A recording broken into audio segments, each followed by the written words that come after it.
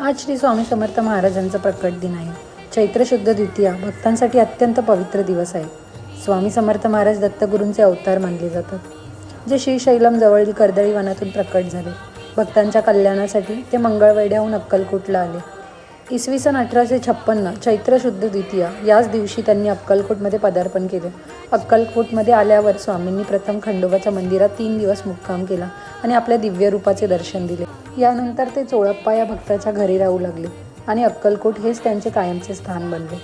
स्वामी समर्थ म्हणजे विश्वास, आधार आणि भक्तीची शक्ती. भिवू नकोस, मी तुझ्या पाठीशी आहे, हा त्यांचा आशीर्वाद आजही प्रत्येक भक्त अनुभवतो.